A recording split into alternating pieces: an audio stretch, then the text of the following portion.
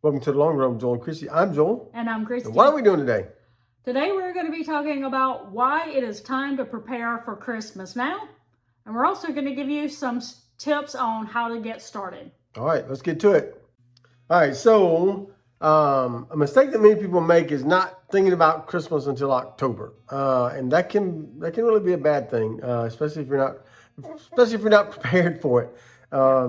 So we want to give you some tips on how to start preparing now. Yep, now it's July.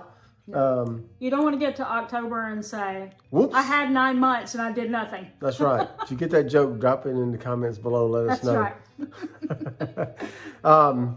But if you put in a little preparation now, you can make Christmas easier and a less stressful experience. That's right. So, do you want me to go ahead? Yeah. Okay. All right, so the first one is you're going to make a list of everyone that you usually give gifts to. Think carefully about that. We tend to make a list with only our family members listed. A pro tip is not to forget about the other people that you might give gifts to. For instance, coworkers, you might find yourself in November remembering that every year you get gifts for everybody you work with. Maybe it's church members. You might have church parties that you go to, where you might do like Secret Santa or something like that, or what was a white elephant gifts, some kind of party where you do white elephant gifts, or you exchange ornaments or something like that. You also don't want to forget friends that you typically share gifts with. And also just people that maybe they provide you a service throughout the year and you want to give them a gift, or you generally give them a gift to thank them for the service they provided throughout the year. So make sure that you have each and every person listed that you can think of that you typically give gifts to. Second tip is go ahead and make a budget now. That means go ahead and decide how much you want to spend on your loved ones and friends for Christmas this year. And go ahead and make that budget now. Decide on that number. The pro tip here is don't forget to budget for things like extra groceries, holiday travel, special events, decor, holiday outfits, Christmas cards, gift wrapping needs, all those things with a caveat to prioritize what's important. Find out what's important to you and then make your budget and then start buying those things that are important to you. For instance, are gifts higher priority on your list than holiday decor, or is travel more than holiday outfits? So you decide what's important to you, make your budget, stick to it. All right, and the third one is you're going to create a sinking fund to pay for all these things that you just budgeted. Right. You're going to take how much you said you want to have prepared for Christmas, divide it by how many months we have left to Christmas, which probably should actually go through October at this point, maybe November at your latest. Because when you're thinking about your holidays, don't forget those other two holidays that also cost money, Halloween and Thanksgiving. But I digress. Divide it by the amount of months that you have left. And, like if you started this in January, you could divide it by January through. But since this is July, if you haven't started, you're going to be dividing it from August, September, October. And you're going to figure out, okay, to make this budget happen, I need to put this amount of money aside each month so that when Christmas comes, I already have the money sitting there and I'm not scrambling. Here's another pro tip for you. You can buy some of the gifts now. And that way you already have the gifts already. As a caveat to that, you don't want to forget about those other things like that we were just talking about in your budget, like groceries and travel and holiday decor. If you go ahead and buy the gifts, that's great, but that won't eliminate those other expenses. So still set that up in a sinking fund so that you're still prepared for those expenses as well. And the fourth tip is this. If you feel that you don't have enough extra income to plan ahead for Christmas now, here's some ideas, some things that we've done in the past as well. The first one is consider side hustles. For example, survey sites and rebate apps. We use those a lot. Things like Ibotta, Fetch, Checkout 51, Inbox Dollars.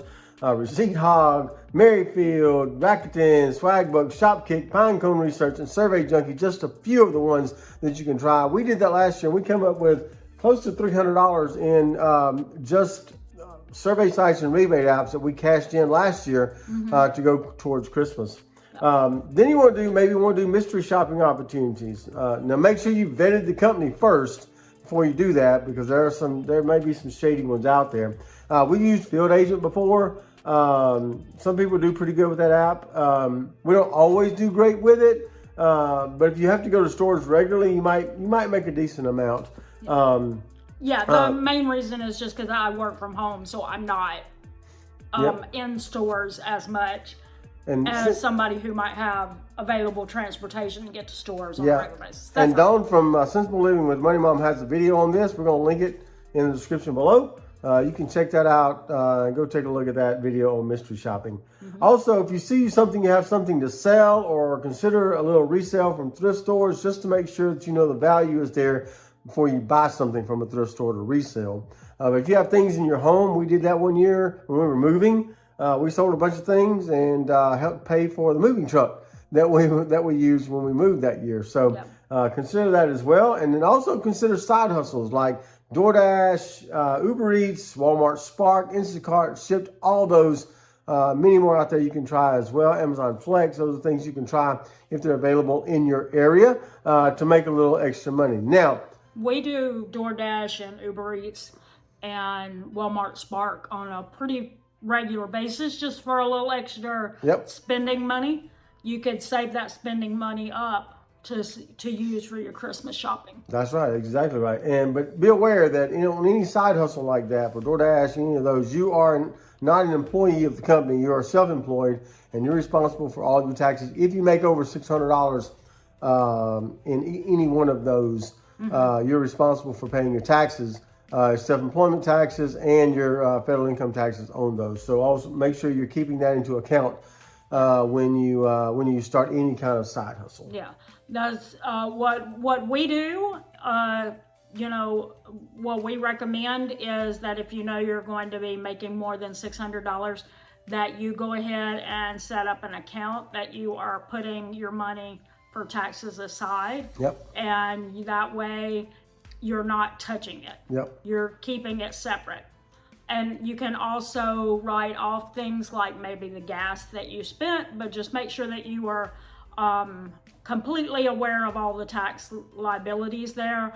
So, but if you are able to write off any gas, that might help offset a little of the expenses, so you get to keep a little more of your profit. So as far as the survey sites, rebate apps, and the side hustles, if we have any referral links, you can find those down in the description. Do not feel obligated, but if you do want to sign up so that you get a little extra at the beginning or whatever, check those out, and we will have those linked down in the description for you. That's right.